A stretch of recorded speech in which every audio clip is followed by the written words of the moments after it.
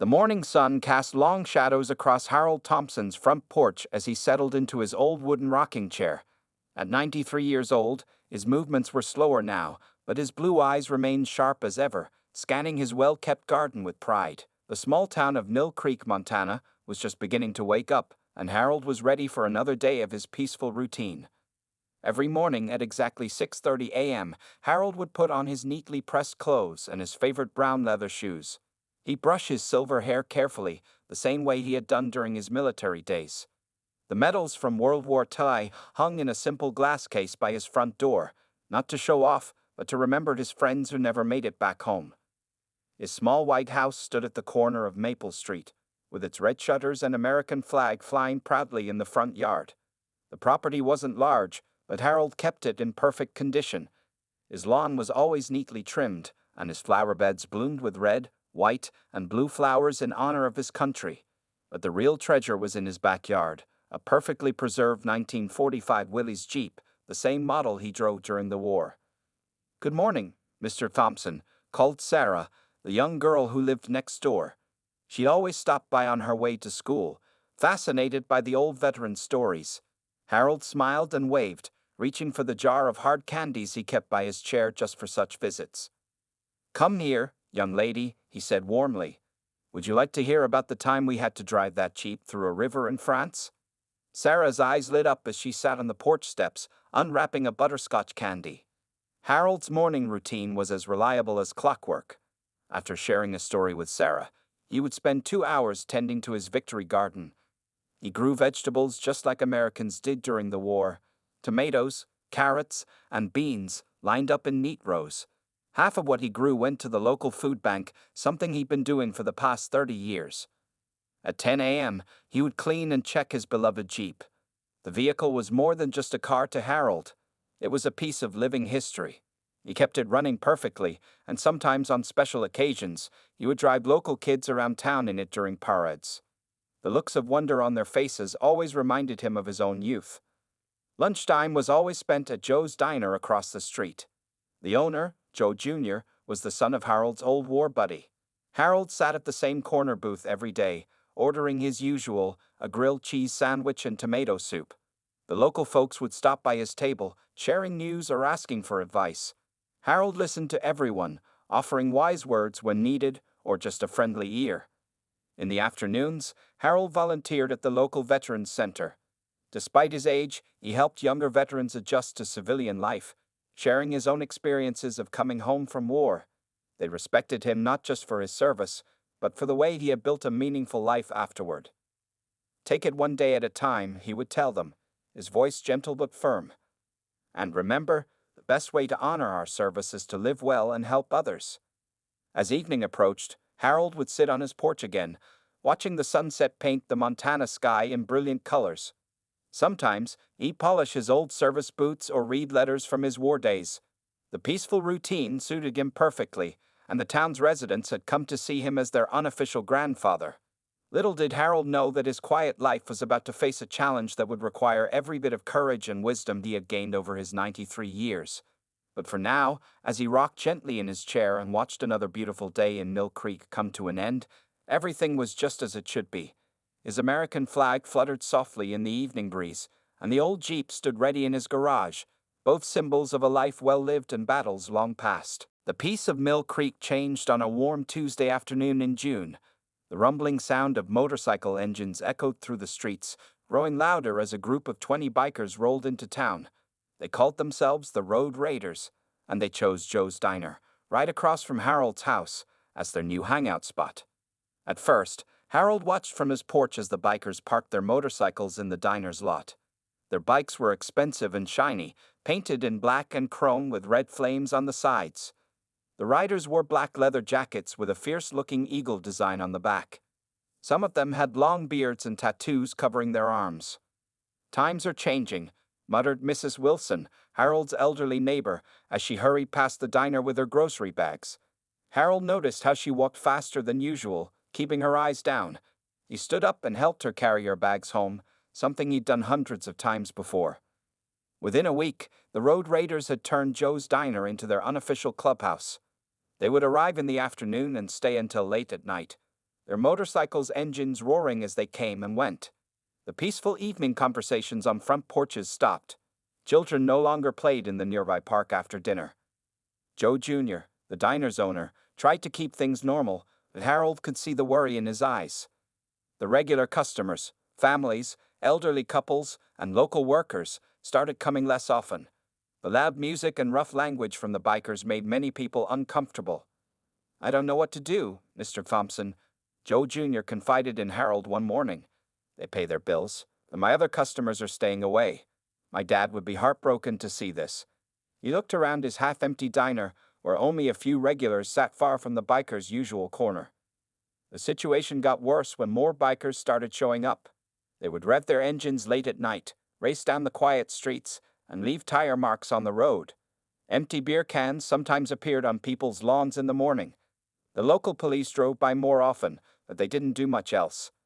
Harold watched as his beloved town changed. The friendly waves between neighbors became quick, nervous nods. The community bulletin board outside the grocery store, once full of local event notices, now held missing pet posters and complaints about noise and vandalism. One evening, as Harold sat on his porch, he overheard two young bikers talking loudly across the street. "Look at that old man," one said, laughing. "Bet he thinks he's still fighting World War II. The other biker revved his engine, making Harold's windows rattle. The next morning, Harold found his newspaper torn up on his driveway, tire tracks running right through his carefully trimmed grass. Little Sarah, who usually stopped by for stories, now walked to school on the other side of the street, her mother holding her hand tightly. At the Veterans Center, Harold heard similar stories from other parts of town. The Road Raiders had members showing up at the local bar, the gas station, and even the town park. Some small businesses started closing earlier, afraid of trouble at night. "Something needs to be done," said Tom Baker, the town council member, during a coffee meeting at Harold's house. "But these guys haven't broken any serious laws yet. They're just intimidating everyone." Other council members nodded in agreement, but no one had any solutions. Harold sat in his rocking chair that evening, looking at his old Jeep in the driveway. The vehicle had seen him through tough times before, and now it seemed to remind him of something important. Sometimes the hardest battles aren't fought with weapons, but with courage and wisdom. As the sun set and the familiar sound of motorcycles filled the air, Harold didn't feel afraid. Instead, he felt a familiar feeling growing inside him, the same quiet determination he had felt many years ago, when facing much bigger challenges. The Road Raiders might have changed his peaceful town, but they hadn't met anyone quite like Harold Thompson yet. The old veteran stood up slowly, his mind already forming a plan.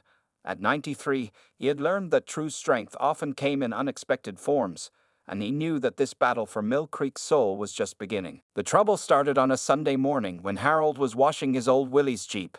He had just finished polishing the hood when three motorcycles roared into the diner's parking lot across the street. Two younger members of the Road Raiders, Jake and Spike, watched him with smirks on their faces.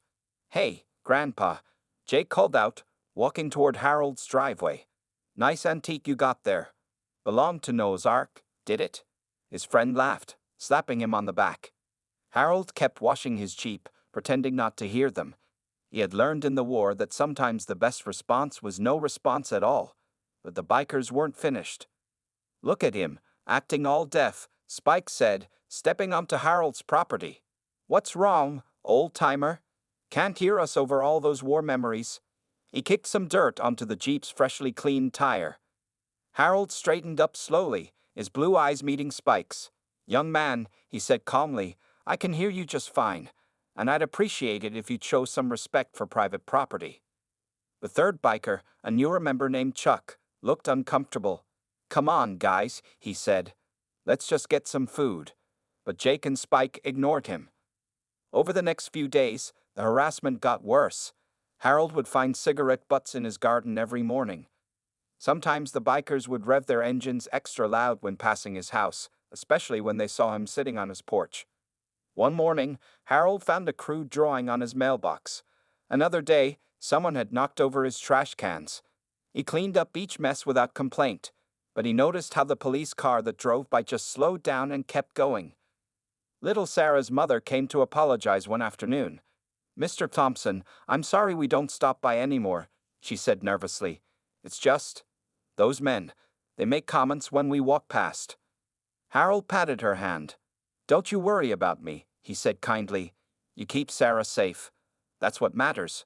But inside, something was beginning to burn. Not anger, exactly, but the kind of determination he hadn't felt since 1944. At the Veterans Center, Harold learned he wasn't alone. Other residents had stories about the road raiders. Mrs. Peterson's flower shop had lost customers because women felt unsafe parking near the bikers. The library had shortened its evening hours after some books were damaged. I filed 3 reports last week, Officer Jenkins told Harold during his coffee stop at Joe's Diner. But without serious crimes, there's not much we can do. The young police officer looked ashamed. They know exactly how far they can push without breaking laws. The situation reached a new level when Harold found his Jeep had been tampered with. Someone had loosened the oil cap, making a mess under the vehicle. As he cleaned up the oil, Jake and Spike walked by, laughing. Looks like your war machine's getting too old, Jake called out. Just like its owner. That evening, Harold sat in his living room, looking at his old military photos. One showed him with his unit in France, standing proud and tall. Another was taken just after D-Day. He remembered the fear he had felt then, but also the courage that came with standing up for what was right. Taking out his notebook, Harold began to write. He noted down every incident, every name, every detail he could remember. His hands, though weathered with age, were steady as he worked. This wasn't just about him anymore. It was about his town, his neighbors, and the kind of community they wanted to have. As night fell, Harold heard the familiar roar of motorcycles outside. But this time, instead of feeling helpless, he felt focused. At 93, he had survived a world war, built a life from scratch, and helped countless others along the way. These bullies might think they had picked an easy target, but Harold Thompson was about to prove them very wrong. He looked at his medals one last time before going to bed. Tomorrow would be different. Tomorrow, he would start fighting back. Not with fists or anger, but with the kind of strategic thinking that had kept him alive on the beaches of Normandy. The day everything changed started like any other. Harold woke up early, had his coffee, and went to check on his victory garden. The morning sun was just rising, painting the sky in beautiful shades of pink and orange. But as he stepped into his backyard, he stopped dead in his tracks. His beloved victory garden was completely destroyed. Deep motorcycle tire tracks cut through the carefully tended vegetable beds. The tomato plants he had grown from seeds were crushed. The bean poles were knocked over, and the carrots had been pulled out and thrown around.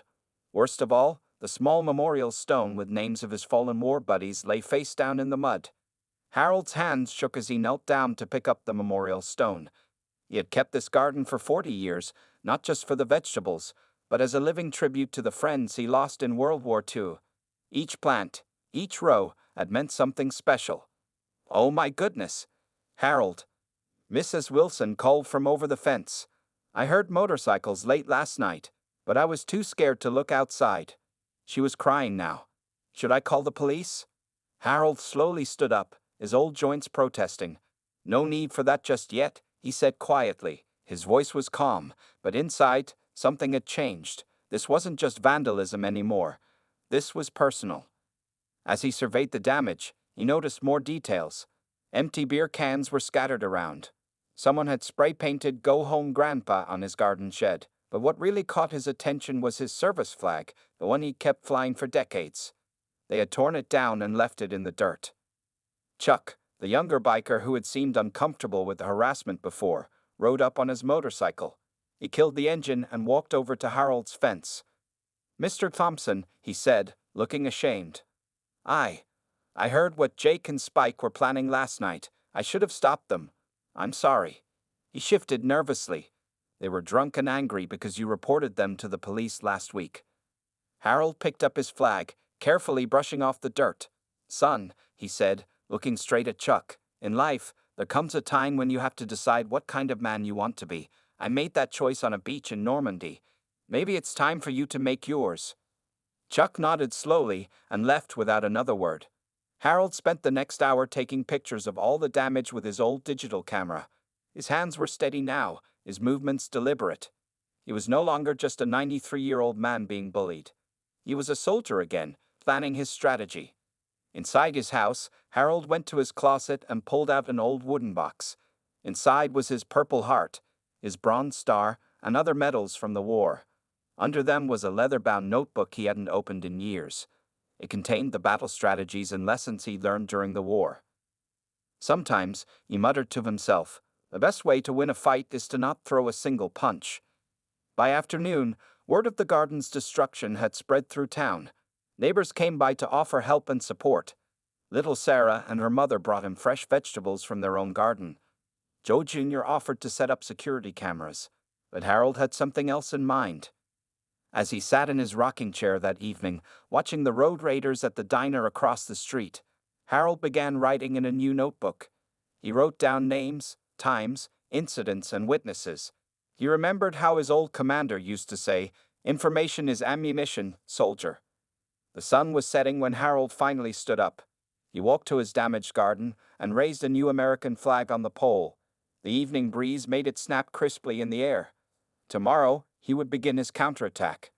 Not with violence or revenge, but with something much more powerful: wisdom, courage, and the kind of strategic thinking that had helped win a war. As darkness fell, the sound of motorcycles filled the air again. But this time, Harold Thompson didn't feel discouraged or afraid. Instead, he felt the same calm determination he had known on the morning of D-Day. The road raiders had just made their biggest mistake. They had given this old soldier a reason to fight back. Harold woke up before sunrise the next morning, his military habits kicking in. He put on his best clothes, pressed khaki pants, a clean white shirt, and his old service pins. Today wasn't about confrontation, it was about strategy. His first stop was the local print shop, owned by Mike Chen, whose father Harold had helped get started in business 30 years ago. "I need copies of everything," Harold said, laying out his notebook filled with dates, times, and incidents. 3 sets, please." While the copies were being made, Harold pulled out his old flip phone and made a call.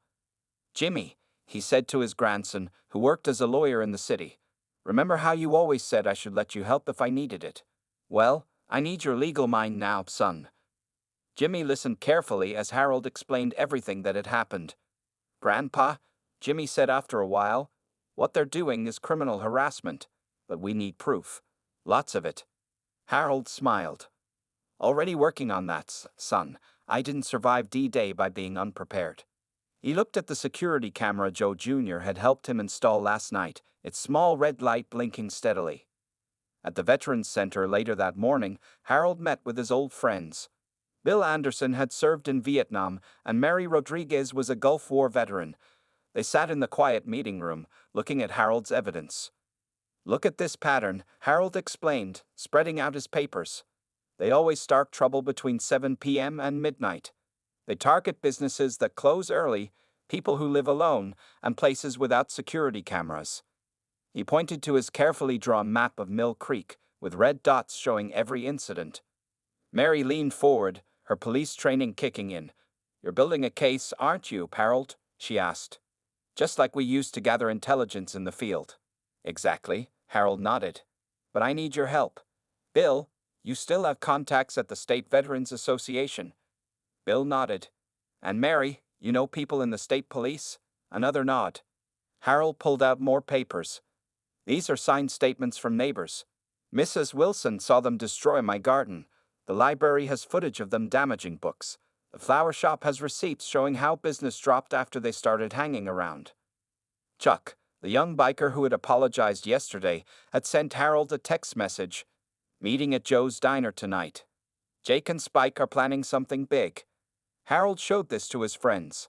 "They think they're dealing with a helpless old man," Harold said, his blue eyes sharp. "But they forgot something important. Old soldiers never forget their training."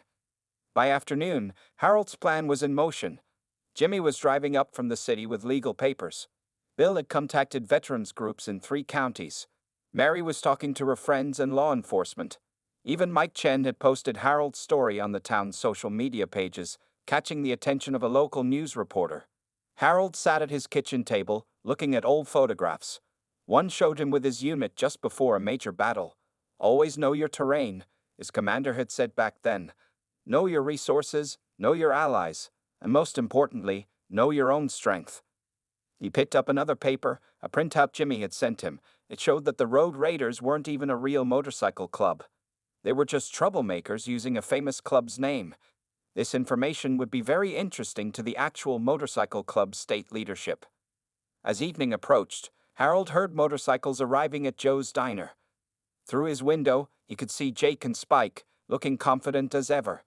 They had no idea that security cameras were now recording their every move, that legal papers were being prepared, or that dozens of veterans were ready to support one of their own. Harold pinned his Purple Heart to his shirt and looked in the mirror.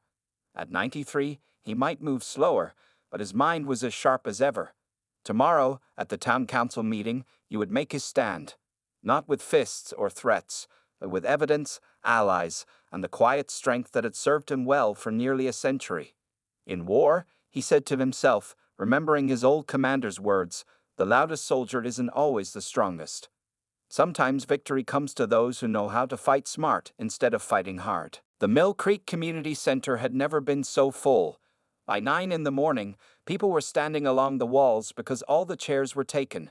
Harold sat in the front row, his evidence folders neatly stacked beside him. His grandson Jimmy, in a sharp business suit, sat next to him reviewing legal papers. News of Harold's destroyed garden had spread like wildfire through social media. Mike Chen's post had been shared thousands of times, reaching veterans groups across the state. Now, the parking lot was filled with cars and motorcycles, but these weren't road raiders. These were members of legitimate motorcycle clubs, many of them veterans themselves. "Mr. Thompson," said a tall man with a gray beard and a leather vest covered in military patches. "I'm John Wheeler, state commander of the Patriots Riders Club. We protect our own, sir." He handed Harold a folder. "Here's proof that these road raiders are fake. They're using our symbols without permission." Inside the community center, people were sharing stories they'd been afraid to tell before. Mrs. Peterson from the flower shop showed pictures of vandalism at her store. The librarian had security footage of books being damaged. Even Joe Jr. brought his diner's financial records, showing how regular customers had stopped coming. "The town council will be here in 30 minutes, Jimmy announced, checking his watch. "Grandpa, are you ready?" Harold nodded, looking around the room. He saw Chuck, the young biker who had warned him, standing nervously by the door. The boy had brought more evidence. Text messages showing Jake and Spike planning their harassment. Suddenly, the room got quiet. Through the windows, everyone could see motorcycles approaching. The road raiders had arrived. Jake and Spike walked in first, their usual smirks fading when they saw the crowded room. Their faces turned pale when they noticed the Patriots riders standing at the back. "What's all this?" Jake demanded, trying to sound tough, but his voice shook slightly. "This," Harold said, standing up slowly, "is what community looks like." His voice was firm but calm. "Please, take a seat. The council meeting will start soon." More people kept arriving. Officer Jenkins came with his police captain. A reporter from the local newspaper sat with her camera ready. Veterans from 3 counties filled the back rows, many wearing their service medals. Little Sarah appeared with her mother, carrying a hand-drawn picture of Harold's garden. "We can help you plant new vegetables, Mr. Thompson," she said, giving him the drawing. The room fell silent as Harold carefully folded the picture and put it in his pocket. Mayor Wilson called the meeting to order at 10 o'clock sharp. "We're here today," she announced, "to address concerns about recent activities in our town. Mr. Thompson, you have the floor." Harold walked to the podium, his medals gleaming under the fluorescent lights. He didn't need his notes. He knew every detail by heart. "This isn't just about my garden," he began. "This is about our town, about respect, about the difference between strength and bullying." One by one, people stood up to tell their stories. The librarian described finding torn books. Mrs. Peterson talked about her struggling business. Parents spoke about being afraid to let their children play outside. Jimmy presented the legal evidence, including Chuck's text messages and security camera footage. John Wheeler explained how the road raiders were illegally using real club symbols. The police captain announced they were opening a formal investigation. Jake and Spike sat silently, looking smaller by the minute. Their fake leather jackets and tough guy attitudes seemed meaningless now, faced with real strength, the strength of a community standing together. In the war, Harold said, wrapping up his presentation. I learned that victory doesn't always go to the loudest or the most aggressive. It goes to those who stand together, who protect each other, who fight for what's right. As he returned to his seat, the room erupted in applause. Little Sarah ran up and hugged him. Veterans saluted. Even Chuck managed a small smile. The Road Raiders' reign of terror was ending, not with violence or revenge, but with the power of a community united behind a 93-year-old veteran who refused to back down. Harold looked around at all the faces, young and old, veterans and civilians, longtime residents and newcomers, and knew that Mill Creek's heart was beating stronger than ever. The town hall meeting continued into the afternoon. After everyone had shared their stories, Mayor Wilson called for a short break. Harold stood outside in the sunshine, watching as Jake and Spike huddled with their remaining followers near their motorcycles. The Road Raiders looked different now, less intimidating, more like scared young men who had gotten in way over their heads. Mr. Thompson? Chuck approached Harold nervously. The others want to talk to you. Jake and Spike, but trying to figure a way out of this mess. He glanced back at his fellow bikers. They're scared of going to jail. Harold nodded slowly. Tell them to meet me at my house in 1 hour. Just them, no one else. He turned to Jimmy. Time to show them what real strength looks like, son. An hour later, Harold sat in his rocking chair on his front porch. His garden, still destroyed, lay behind him. The torn American flag had been replaced with a new one, snapping proudly in the breeze. His old Willie's Jeep sat in the driveway, freshly washed. Jake and Spike walked up his driveway, looking uncomfortable without their usual gang around them. Their leather jackets were gone, replaced by regular t-shirts. They stopped at the bottom of the porch steps. Sit down, boys, Harold said, pointing to the wooden bench. His voice was firm but not angry. Let's talk about choices. They sat, unable to meet his eyes. Harold reached beside his chair and pulled out an old photo album. Before we discuss what happens next, I want to show you something.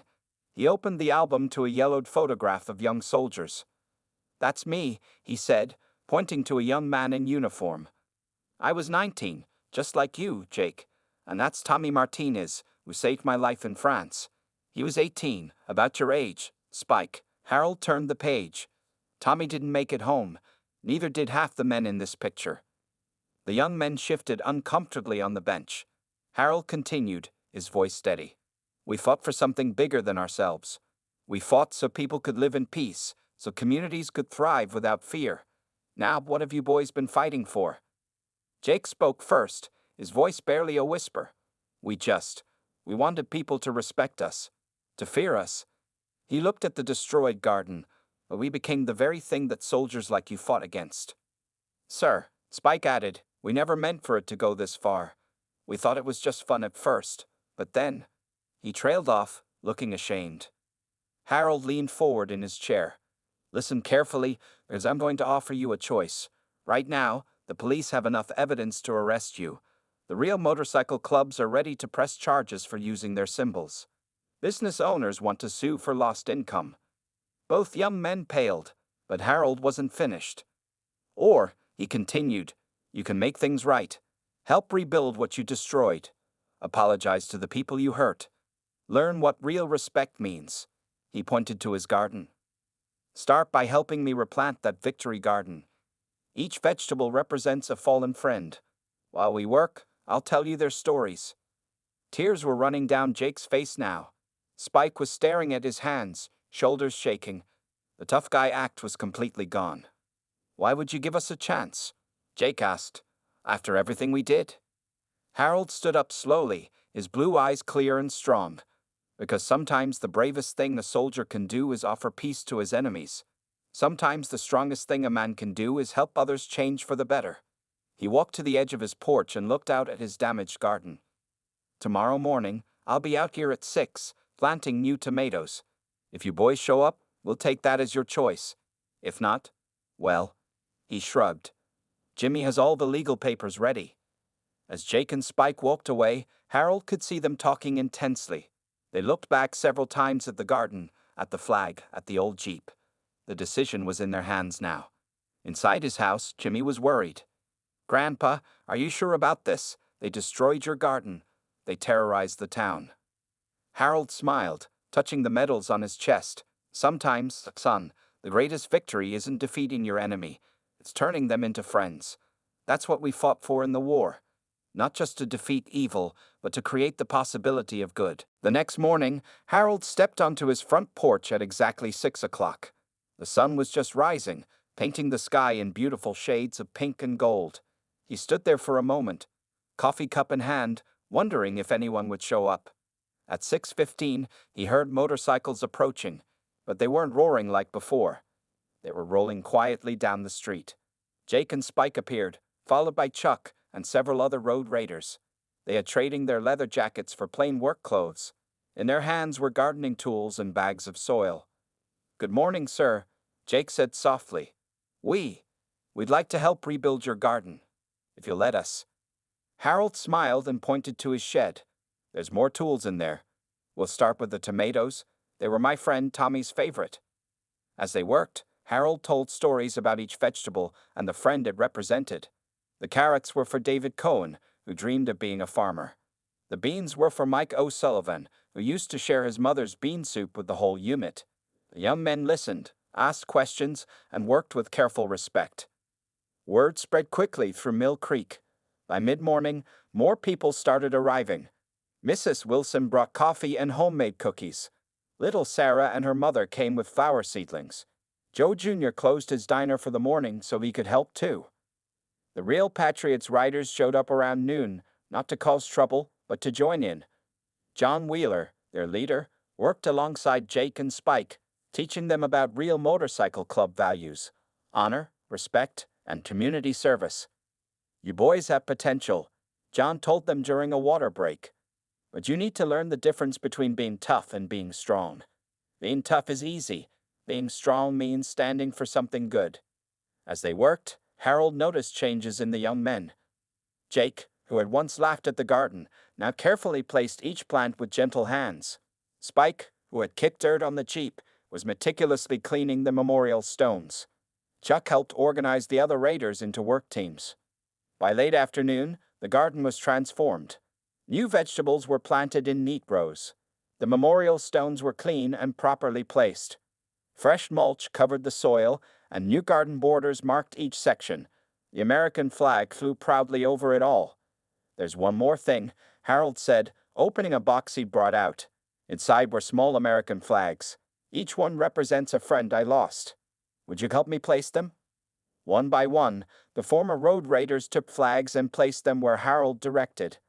As he named each fallen soldier, the young men stood at attention, showing respect they never knew they had. Later that evening, as the sun was setting, Harold sat in his rocking chair looking at the restored garden. Jake and Spike approached him one last time. "Mr. Thompson," Jake began, his voice shaking slightly. "We've been thinking. The Road Raiders, that name doesn't fit anymore. We'd like to start something new, something better." Spike nodded. "We thought maybe the Garden Veterans Support Group. We could help other veterans with their yards, maintain memorial sites, that kind of thing." Harold's eyes moistened. "I think Tommy and the others would like that very much." In the months that followed, Mill Creek saw many changes. The former road raiders, now calling themselves the Garden Veterans, became known for their community service. They helped elderly residents with yard work, maintained the town's war memorial, and even started a program teaching young people about veterans' history. Joe's Diner became their meeting place again, but now it was filled with laughter and friendly conversation instead of fear. Every Sunday, they had breakfast with Harold, listening to his stories and learning from his wisdom. 1 year later, Harold's victory garden was more beautiful than ever. Each vegetable plant bore a small plaque with a soldier's name and story.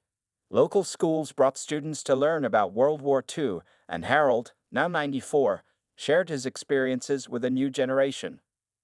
"You see," he would tell visitors, pointing to Jake and Spike working with local kids in the garden, "sometimes the greatest victory isn't winning a fight. It's helping others find their way to becoming better people. That's what we fought for, the chance for good to grow in unexpected places." And every evening, as the sun set over Mill Creek, the American flag would wave gently above the garden, watching over a community that had learned the true meaning of strength, respect, and redemption.